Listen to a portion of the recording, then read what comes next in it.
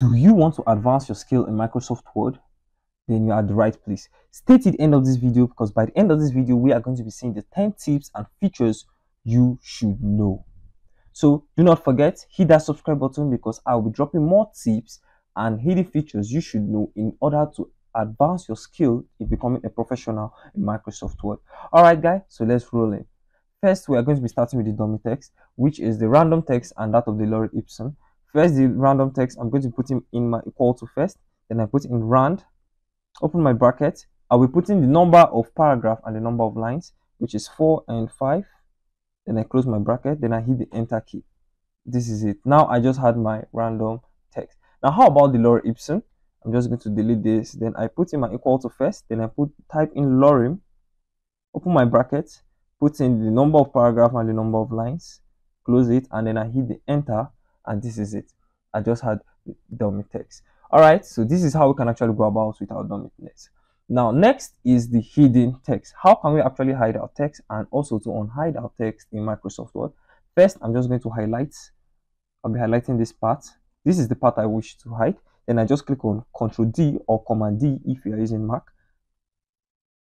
Good. Now when this pops up, you just come straight to the hidden here and check this. After checking it, you just click OK, and I just hid this. Now how can I actually unhide it to see what I hid? I can just simply come to this paragraph icon here and click. Now this is it. This was what I hid. It is actually having dotted lines under it. Next, we have the selection. Now how can we actually select? No, we already know that we should just click and drag the switch to select, but there are so many other ways you can actually select. You just click on your Alt key and then you can highlight this. Now while selecting this, you can actually select this looking like a square or in a box kind of selection. Now how can I actually use this, or when can I use this? Let's say I'm having some paragraphs here by the edge of this, then I just want to delete them. I can simply just highlight that part using my Alt key, highlight that part there, and then I can delete. Now that is how you can actually use the Alt selection. Next, we have the spike. Now what can we actually do with the spike? With the spike, you can cut some number of text and actually paste it. You can cut so many text and paste it somewhere else. Now for instance, I'll be having this. I'm just going to be highlighting this, and then if I want to cut this, I can just simply click on Ctrl F3. I did the cutting. So now let me do the same thing here. I'll be highlighting this, Ctrl F3. Also I'll highlight this, Ctrl F3. Then I can actually come down here and paste it, which is Ctrl Shift plus F3. Now this was all I cut. So this is how you can go about with your spike. Let us now see how we can actually customize our tab and that of our ribbon. Okay, you just come to your ribbon here, you right click on it, you see the customize the ribbon, you click on this. Now when you click on this, this actually pops up. Then we are just going to be creating a new tab first by coming here, click on this new tab, and you get this. Now we want to rename this. You come down to the rename and you can rename it as whatever you want to rename it. Then when you're done, you just click OK. Now we just renamed it. If we want to also have a new group under this, you can just come here, click on the new group, and then you can decide to also rename it as whatever you want to rename it. Then you click your OK. Now this is our new tab. How about we now want to insert a ribbon in our tab? Because definitely if you're having a tab, there's going to be a ribbon. Now we are just going to come right up here and we'll click on all commands. I want to put in some tools we can actually use. Then okay, I'll just be adding this. I'll just click on it first, then come straight to add. Good. Now I just added this and it's under this tab. Then when I'm done, I just click on OK.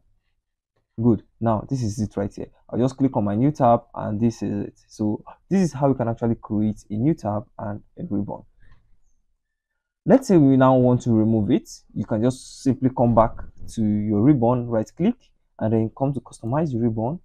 Then you just come right down here and click on reset. We want to now reset it back to the way it was. Reset all customizations. Then you click yes. Come down here and click OK. Now we just reset this. Now next, let's now see how we can actually customize our status bar by coming down here. Now we want to add some number of things here. Right click on this. Then let's say we now want to add some character counts. You just check this and this is it. the characters have been added. You want to add any other thing, you can just click on it and you can add them. All right, so that is how we can actually add or customize our status bar. Up next, we have what we call the autocorrect. Now, where can we find the autocorrect? You just come straight to your file, you come to options. Now, you come to proofing, autocorrect options. Now, this is it. Now, this actually allows you to automatically correct, which is from here, autocorrect. Now, for instance, we want to capitalize the first letter of our sentences. Since this is checked, whenever we are typing something, if we're beginning with a sentence, it's actually going to capitalize it first. But when we uncheck this, for instance, and we start typing, it's not going to work that way. So we are just going to leave this checked, and also we can actually correct most of this. But now we want to see more on the actions. Now, when it comes to the actions, this actually helps you. Now, for instance, with the measurements, we want to be working with the measurements, which is going to actually help us in converting. Now, this is checked already, so I'll just click on OK. Now, let me show you how we can actually use something like that. Now, I'm just going to be having £500. Now, I want to now convert this. I'll just highlight it, right click on it, come to additional actions here, and you see this £500, we can actually convert it to kilogram. So now this is one of the actions in autocorrect. Up next, we are going to be seeing how we can actually use the advanced find. We all know that to get the find, you just do Ctrl F and this pops out. But you need to come to this little search, close to this little search, this arrow facing down, you just click on this and then you see the advanced find. Now, when you check on the advanced find, you can actually find whatever you want to find here and then you can replace it. But there is something more to that. You can just come and click on the more here and this pops out. Then you come straight to your format down here. Now you can actually find by fonts, by paragraph, by tabs, by language, frame, style, or highlight. You can use any of these formats to find whatever you search for. We can actually come also to the special here. From here, we can find any digit, any character, any letter, or whatever. So let's say we'll be using any digit. Now we're having this here. This is our digit here. So we are just going to be having this. Let's say we're having more than this digits. Good. Then when we find this, you just come right straight to replace. We've just put in this. We'll be replacing it with what? Let's say we'll be replacing it with something else. Let's say 345. Then when you've done this, you just click on replace all. Good.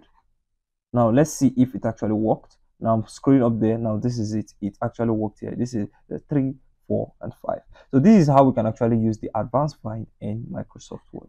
Next, we are going to see how we can actually take a screenshot with Microsoft Word. Some of us might actually know we can actually take a screenshot, but we do not know where to find it. Now, where can we find it? You just come right straight to your insert here, and then you'll be seeing your screenshots here.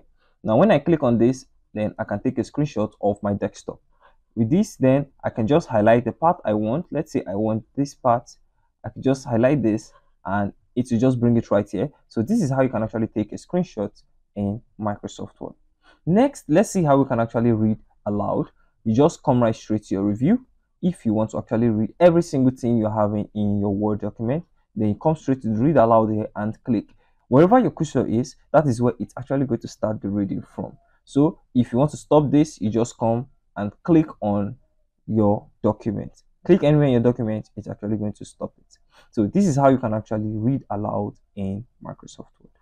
Next, we are going to see the quick parts. Now, how can we use the quick parts, or how can we fully understand the quick parts? Now, first, you just need to highlight some text in your document.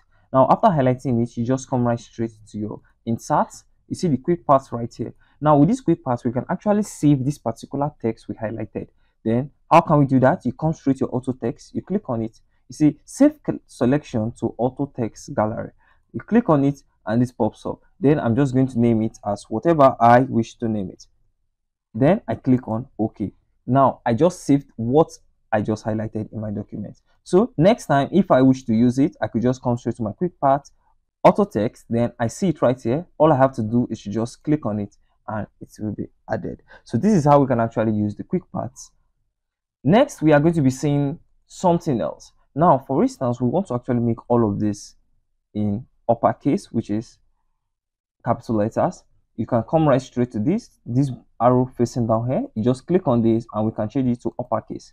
Now this is it. You can do the same thing for all of this. So this does not really need us to, maybe after typing so many text, we just have to delete them and keep turning on the caps lock and turning back off just for us to get the case we want. So instead of that, you can simply just highlight all of this, go right up there, you click on it, and then you can select whichever case you want to use. All right, so this is all of the 10 hidden tips and features you should know. So if you know all of this, and in fact you just need to skip the video because you know all of this, tell me or let me know in the comment section. But if this video was actually helpful, let me know in the comment section. Do not forget to hit that subscribe button, continue to share the video, and hit the like. Also, if you wish to learn about the introduction to Microsoft Word, maybe you're a beginner or you want to really advance your skill, you can actually watch this video right up here. That is going to take you through the process, the step-by-step process on how you can do just that. All right, so see you guys now next class, and stay safe.